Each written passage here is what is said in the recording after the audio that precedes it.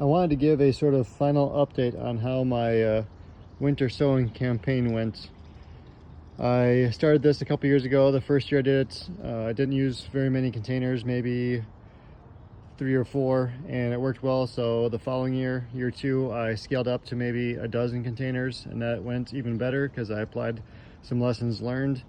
And this last winter, I probably ended up with 60 or more containers. And as you can see, I used a wide variety of shapes and sizes. I sowed about 20 plus different species that are native to where I live, and some I started indoors, most of these over here. And I'll try to go through and talk about what I learned and what I'll try to do different going forward.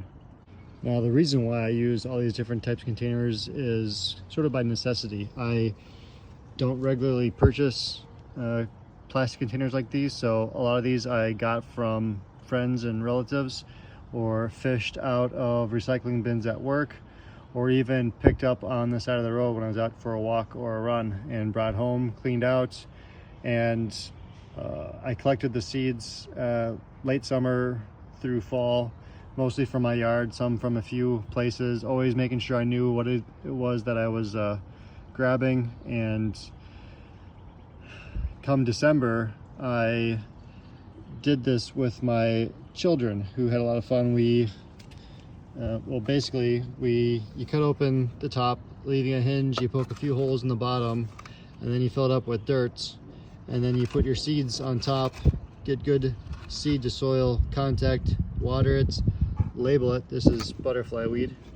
And then I just set it out on my deck for the rest of the winter. I did that because a lot of these native seeds, they need that cold stratification, that cold treatment for a month, sometimes 3 months, so that they break their dormancy and germinate when the weather gets warmer. So in April, I came out here and I could see things starting to grow, and now it is getting towards or past the middle of May, and some of these need to go in the ground sooner than later, because when the sun gets too hot later in the spring, these little greenhouses will end up cooking some of these, and it's also very difficult for the soil to stay moist especially if you're out of town for a couple of days. Kind of for that reason, I sowed some of these pretty deep. I like these half-gallon ones because you can fill the soil up 4 inches or more. And some of these plants, they have roots that go very deep. So one, the deep soil allows the roots to grow deep, and 2, it's easier for it to keep the moisture in longer without having to water. All right, one thing I learned is when you choose your container, think about how you're going to get it out when the roots are fully developed. This worked pretty good. You can see here's one right here where it's growing really well. The downside of this is that these indentations make it difficult to pull the soil out intact without disturbing the roots too much. I was successful. The plant is doing just fine that I planted in the ground where I pulled from this. It was just a little bit more difficult to pull out than I was anticipating. One solution might be when you're taking it out, you just cut down the side and extract it that way, but you wouldn't be able to reuse it. These 1 gallon milk jug containers work really good. This one, I made the mistake of cutting too high, such that this part here had that same problem where getting this out was a lot more difficult than it had to be if I had just cut this a little bit lower. And it's really not necessary.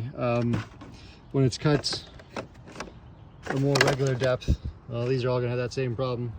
These are still gonna have sufficient root depth for the plant to do just fine. All right, let's start going through these in a little more detail. So these are the ones I grew indoors. I started in early March, and if I had to do it again, I would say that was too soon. And also, as you can see, some of these did well and others did less well. And all of them kind of stopped growing after a little while. They got to about this size and then didn't do much after that. The exception is this one, which is in a much larger container. I think the problem with these is that the soil got compacted too much. I maybe have overwatered them, causing these the roots to get damaged, and I think that's why they're turning kind of brown with these butterfly weed. So I'll try to do something different next year to avoid that. All right, these, some of them worked, some of them did not. This is Calms brome, a type of grass. This is prairie onion. Those are growing. These, nothing is happening. This is swamp milkweed, which is usually easy to grow.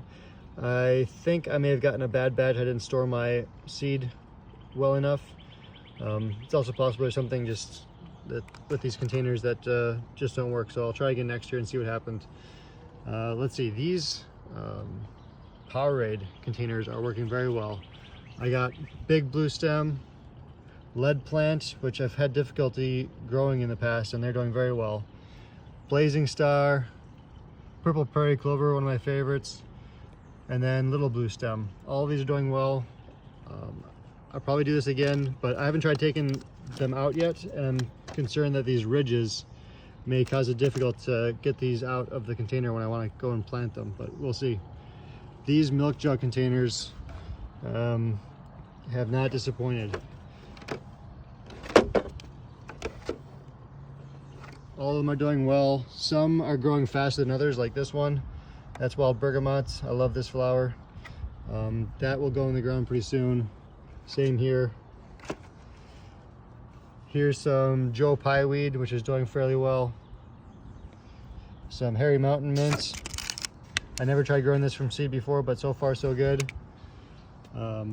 Some more Blazing Star, little blue stem. Most are doing well, not all. These are the duds over here.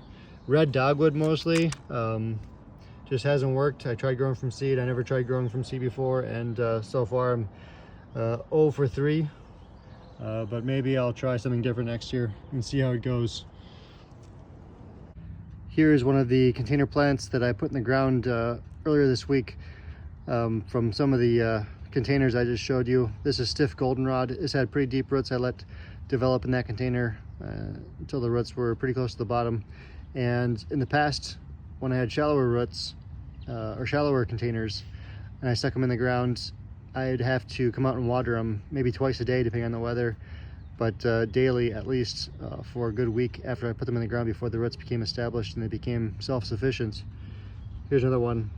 But this year I watered, of course, when I put it in, but thereafter I really didn't need to water very much at all because the roots were deep and healthy and could get to the moisture down more than just a few inches below the surface.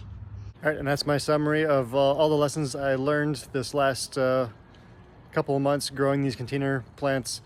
It was a lot of fun. I did a lot of these with my kids. They enjoyed it. I think they learned some lessons, and I hope to be doing this for many more years to come. Thanks for watching.